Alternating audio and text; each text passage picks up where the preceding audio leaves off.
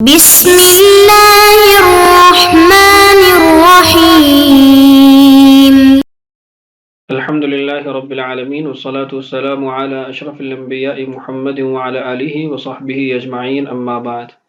عزیز طلباء کرام، آج کی اس ویڈیو کے اندر ہم سورۃ الاحزاب شروع کریں گے۔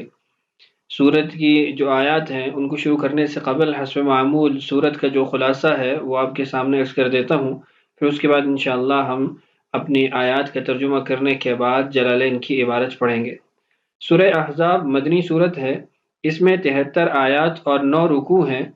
اس سورت میں 3 موضوعات سے متعلق بحث کی گئی ہے۔ پہلا موضوع وہ اجتماعی آداب ہیں، اور دوسرا تشریعی احکام ہے، اور تیسرا بعض غزوات کا بیان ہے، مثلا غزوہ احزاب ہے، غزوہ بنی قریظہ ہے، اور ان غزوات میں منافقین کا کیا کردار رہا ہے اس کی وضاحت ہے، بیان ہے۔ اس صورت میں جو مضامین ہمیں ملتے ہیں، یعنی جو ذیلی مضامین، ان میں سب سے پہلے تو رسول اللہ صلی اللہ علیہ وسلم کے واسطے سے امت کو ایسے 4 امور کا حکم دیا گیا جو کہ حقیقت میں فلاح اور سعادت کے عناصر ہیں۔ سب سے پہلے اللہ تعالیٰ سے ڈرتے رہنے کا حکم ہے، اور پھر اس کے بعد کافروں اور منافقوں کی باتوں کی اتباع نہ کرنا، ان کی آراء کو نہ ماننے کا حکم ہے۔ پھر تیسرا جو حکم ہے وہ اللہ تعالیٰ کی طرف سے اترنے والی وحی کی اتباع ہے، اور چوتھا اللہ تعالیٰ پر توکل کرنا، اللہ تعالیٰ کی ذات پر اعتماد کرنا، بھروسہ کرنا، اس کا بیان ہے۔ اور اسی ضمن میں رسول اللہ صلی اللہ علیہ وسلم کو نام لے کر نہ پکارنے کا بھی اشارہ ملتا ہے کہ اللہ تعالیٰ نے سورت کی ابتدا ہی اپنے نبی کے نام سے نہیں بلکہ النبی کے کلمے سے آپ کو مخاطب کیا، یا ایھا النبی۔ دوسرا جو ہمارا ذیلی موضوع ہے وہ زمانہ جاہلیت کے بعض ایسے معتقدات ہیں جن کو باطل قرار دیا گیا، جن کی تردید کی گئی۔ ان میں سے ایک تو یہ کہ جو کچھ لوگوں کا دعویٰ تھا کہ ان کے سینے میں 2 دل ہیں، وہ زیادہ عقل رکھتے ہیں، اور دوسرا یہ کہ جو زہار کے کچھ احکامات تھے اس کی وضاحت کی گئی، اس کو واضح کیا گیا۔ تیسرا جو لے پالک بیٹا ہوتا تھا اس سے متعلق احکامات کو ذکر کیا گیا، اور ایسے ہی آپ صلی اللہ علیہ وسلم کی جو بیویاں ہیں ان کی عظمت اور مقام کو بیان کیا گیا۔ اس کے علاوہ پھر آگے جب آپ چلتے ہیں، اس کے اگلا جو موضوع آتا ہے اس میں پھر احزاب کا واقعہ، اس کا بیان شروع ہو جاتا ہے۔ بنو قریظہ کا جو واقعہ ہے اس کا بیان آ جاتا ہے، وہ تفصیلی طور پر انشاءاللہ آیات کے اندر ہی ہم پڑھ لیں گے۔ آگے جا کر پھر رسول اللہ صلی اللہ علیہ وسلم کی گھر کی زندگی کا، اور آپ کی ازواج مطہرات کا، اور پھر آپ کی کچھ خصوصیات جو آپ کے علاوہ آپ کی امت میں سے کسی کو حاصل نہیں ہے، ان کا بیان ہے، اور کچھ معاشرتی آداب اور احکامات کو بیان کیا گیا ہے، اور آخر میں پھر منافقین کا جو کردار تھا یا منافقین کا جو رویہ تھا رسول اللہ صلی اللہ علیہ وسلم سے اور صحابہ سے، اس کو بیان کیا گیا ہے۔ انشاءاللہ تفصیلی طور پر آیات کے اندر ہم ان تمام چیزوں کو جانیں گے۔ آج کے اپنے جو آیات ہیں ان کو شروع کرتے ہیں۔ بسم اللہ الرحمن الرحیم۔ یا ایھا النبی، اے نبی، اتق اللہ، اللہ سے ڈرتے رہنا، ولا تطع الکافرین، اور کافروں کی اتباع نہ کرنا، ان کی بات نہ ماننا، والمنافقین، اور منافقین کے بھی۔ ان اللہ، بے شک اللہ، کان علیما حکیما، وہ ہر چیز کا جاننے والا ہے، حکمتوں والا ہے۔ واتبع، اور پیروی کیجیے، ما یوحی الیک، جو وحی کی جا رہی ہے آپ کی طرف، من ربک، آپ کے رب کی طرف سے، ان اللہ، بے شک اللہ، کان ہے، بما تعملون، جو کچھ تم کرتے ہو، خبیرا، اس سے پوری طرح باخبر۔ وتوکل علی اللہ، اور اللہ پر ہی توکل کیجیے، وکفی باللہ وکیلا، اور اللہ کافی ہے کام بنانے والا،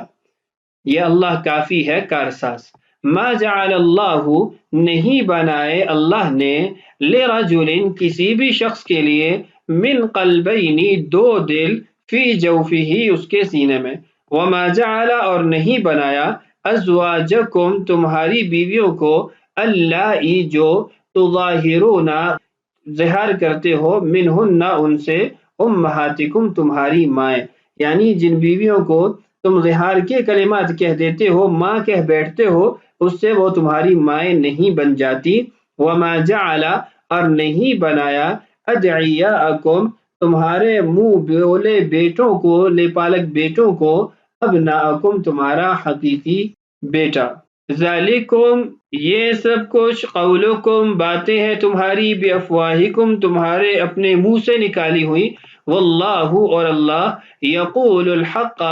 وہ حق اور سچ فرماتا ہے، وہو یہدی السبیل اور وہی ہدایت دیتا ہے سیدھے راستے کی۔ ان آیات کی بابت انشاءاللہ جلالین کی عبارت پڑھتے ہیں، اسی سے متعلقہ جو ہمارا موضوع ہوگا بقیہ وہ اگلی ویڈیو میں آپ اس کو ملاحظہ کریں گے۔ سورۃ الاحزاب مدنیہ وہی 73 آیتاً، سورہ احزاب مدنی صورت ہے، اور تمام مفسرین کا قول یہی ہے کہ یہ صورت مدنی صورت ہے اور اس کی 73 آیتیں ہیں۔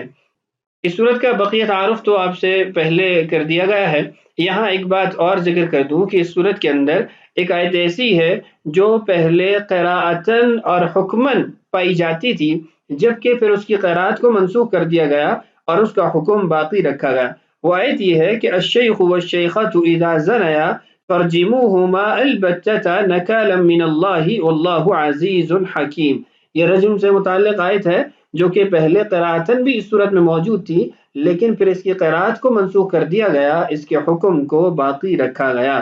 بسم اللہ الرحمن الرحیم، یا ایہا النبی، اے نبی۔ اس کلمہ کے اندر اللہ تعالیٰ نے ہمیں یہ سبق دیا ہے کہ جیسے اللہ تعالیٰ اپنے نبی کو ان کے نام سے خطاب کر کے نہیں پکارتا، ہمیں بھی رسول اللہ صلی اللہ علیہ وسلم کو یا صحابہ کو بھی رسول اللہ صلی اللہ علیہ وسلم کو نام لے کر مخاطب نہیں کرنا چاہیے۔ اب دیگر مقامات پر دیکھیں گے تو اللہ تعالیٰ انبیاء کا نام لے کر ان کو مخاطب کرتے ہیں، یا نوح، اور اس طرح دیگر انبیاء کے نام بھی ہمیں ملتے ہیں جن میں اللہ تعالیٰ ان کو نام لے کر خطاب کرتے ہیں، مخاطب فرماتے ہیں، جبکہ رسول اللہ صلی اللہ علیہ وسلم کو یا ایھا النبی، یا ایھا الرسول، یا ایھا المزمل، یا ایھا المدثر، تو آپ صلی اللہ علیہ وسلم کو اوصاف کے ساتھ اللہ تعالیٰ مخاطب کرتے ہیں۔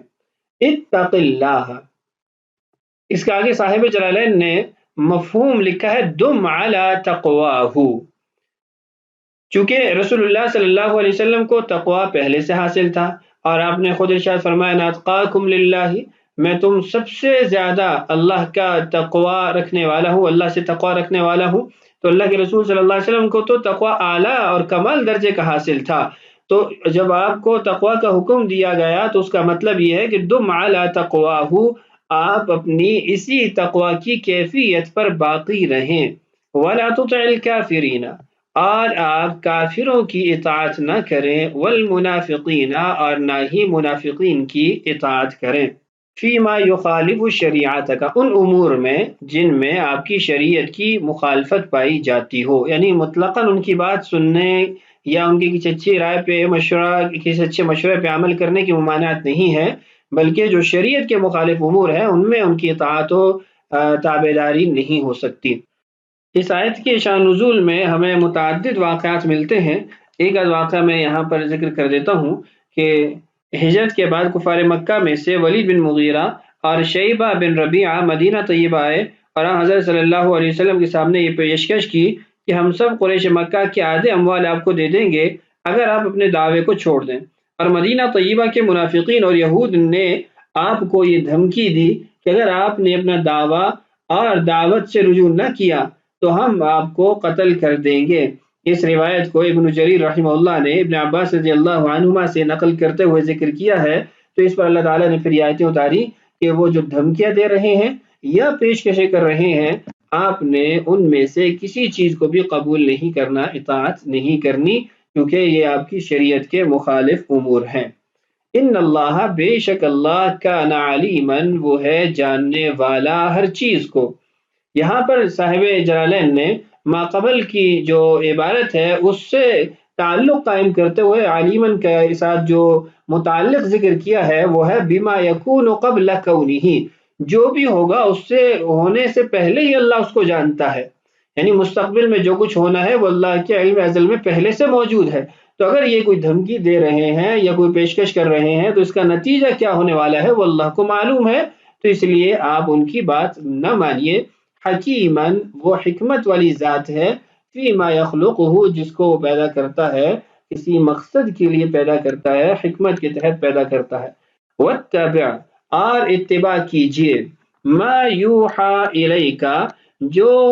وحی کی جا رہی ہے آپ کی طرف، من ربکا، آپ کے رب کی طرف سے، ای القرآن، آپ کی طرف جو قرآن اتارا جا رہا ہے آپ اس کی اتباع کیجئے۔ ان اللہ، بے شک اللہ، کانا ہے، بما تعملون خبیرا، جو کچھ تم کرتے ہو اس سے پوری طرح باخبر ہے۔ وفی قراءۃ بالفوقانیہ، اور ایک قراءت کے مطابق یہ تا کے ساتھ پڑھا جاتا ہے، یعنی تعملون۔ سوال یہ پیدا ہوتا ہے کہ آیت کا جو ٹکڑا یہاں مذکور ہے اس میں تو پہلے سے ہی تعملون ہے، پھر آگے وفی قراءۃ بالفوقانیہ کیوں لکھا گیا؟ تو اس کا جواب یہ ہے کہ اصل میں ایک قراءت ہے کان بما یعملون خبیرا، اور ایک قراءت ہے کان بما تعملون خبیرا۔ جائیں کہ کچھ نسخے ایسے ہیں جس میں ان اللہ کان بما یعملون خبیرا ہے،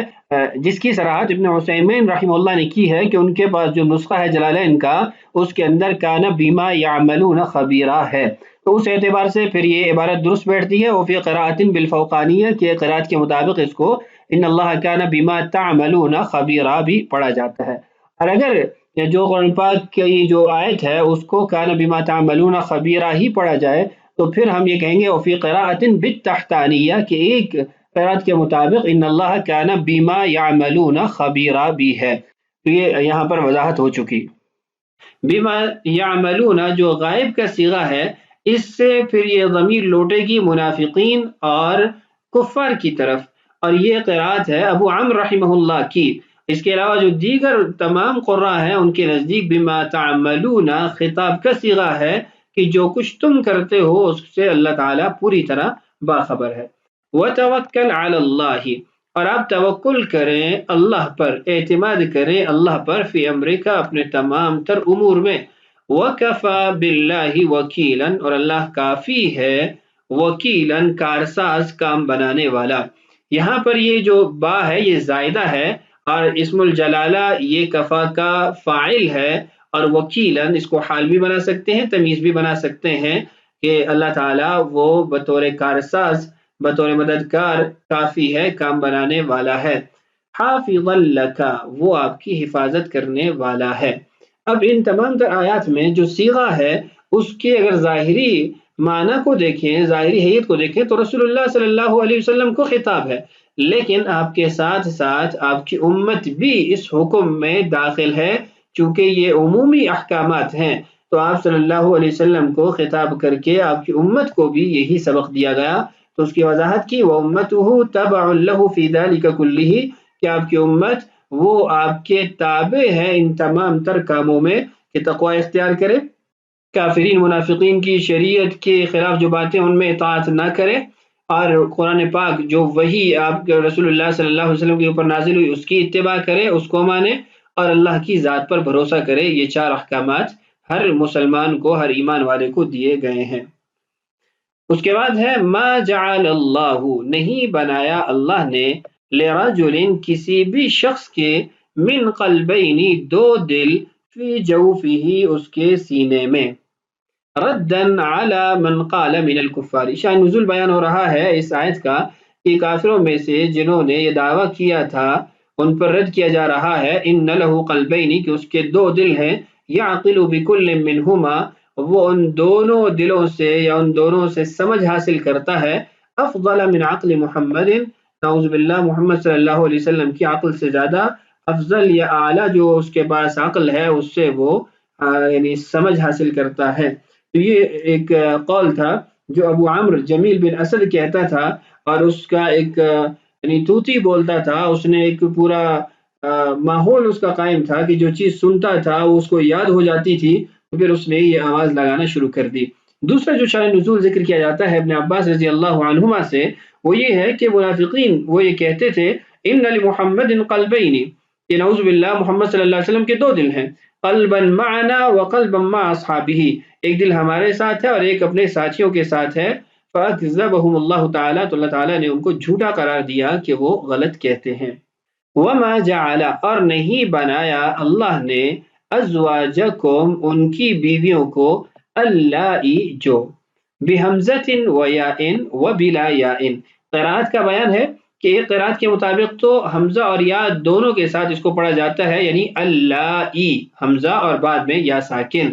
یہی ساتوں قراء کی قرات ہے۔ اور دوسرا یہ کہ وبلا یا ان، بلا یا کے بھی، بغیر یا کے بھی، صرف حمزہ کے ساتھ بھی اس کو پڑھا جاتا ہے، وہ یوں پڑھا جائے گا ازواجکم اللائی، یہ جو حمزہ ہے اس پہ کلمہ ختم ہو جائے گا، اور یہ قالون اور قنبل رحمہم اللہ کی قرات ہے۔ تظاہرون، جن سے تم ظہار کرتے ہو، جنہیں تم ماں قرار دیتے ہو،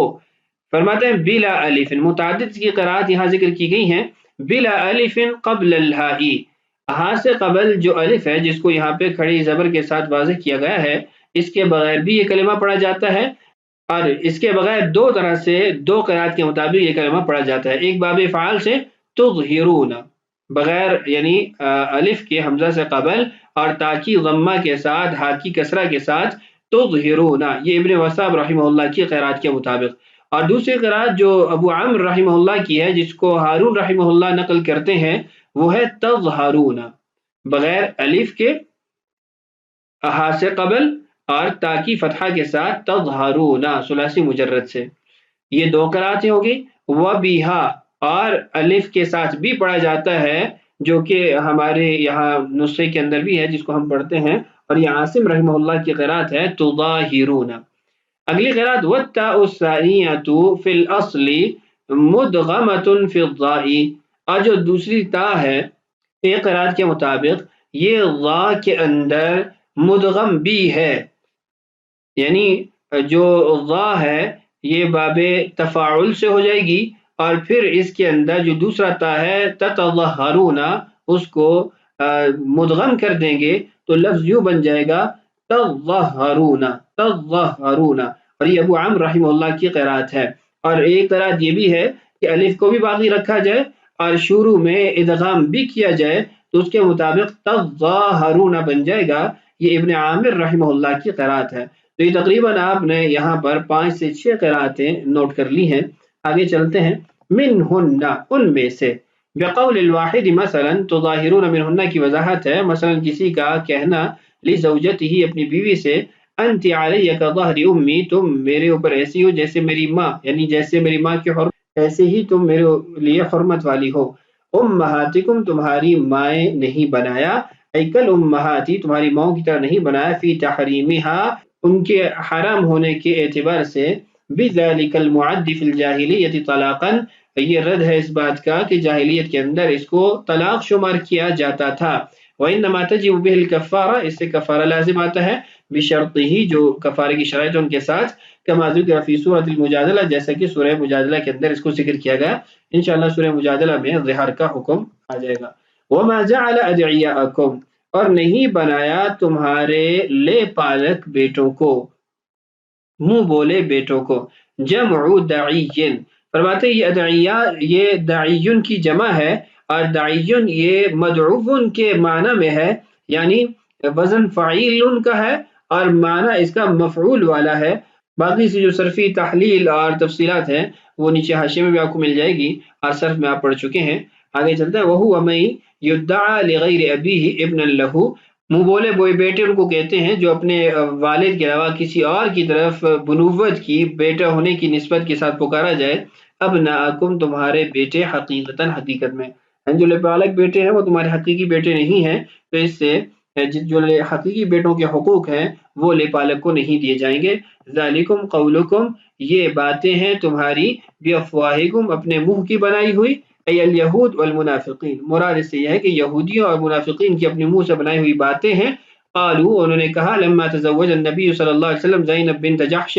التي كانت امرأة زید بن حارثة التي، کہ جب رسول اللہ صلی اللہ علیہ وسلم نے زینب بنت جحش سے شادی کی، جو کہ كانت امرأة زید بن حارثہ، پہلے زید بن حارثہ رضی اللہ عنہ کی بیوی تھی، الذي تبناه النبی صلی اللہ علیہ وسلم، زید بن حارثہ کو رسول اللہ صلی اللہ علیہ وسلم نے اپنا لپالک بیٹا بنایا ہوا تھا۔ تزوج محمد امرأة ابنہ، ان لوگوں نے یعنی یہ شور ڈال دیا تھا کہ محمد نے نعوذ باللہ اپنے بیٹے کی بیوی سے، اپنی بہو سے شادی کر لی۔ فاکذبہم اللہ فی ذلک، اللہ تعالیٰ نے ان کو جھوٹا قرار دیا کہ تمہارے جو لپالک بیٹے ہوتے ہیں وہ تمہارے حقیقی بیٹوں کی طرح نہیں ہوتے، تو پھر وہ احکامات اور حقوق بھی حاصل نہیں ہوں گے۔ واللہ یقول الحق، اور اللہ وہ حق سچ کہتا ہے، فی ذالک، اس میں وہو یہدی السبیل، اور وہی ہے جو سیدھے راستے کی طرف ہدایت دینے والا ہے۔ سبیل سے مراد سبیل الحق، یعنی مضاف الیہ جو اس کا تھا اس کو واضح کیا گیا کہ سبیل سے مراد سبیل حق ہے کہ اللہ سیدھے راستے کی طرف رہنمائی کرتا ہے۔ یہاں تک آج کی اس ویڈیو میں پڑھ لیا، مزید انشاءاللہ اگلی ویڈیو میں پڑھتے ہیں۔ اللہ تعالی ہم سب کو قرآن سے محبت اور شغف نصیب فرمائے۔ اللہ تعالی ہم سب کا حامی و ناصر ہو۔ السلام علیکم ورحمۃ اللہ وبرکاتہ۔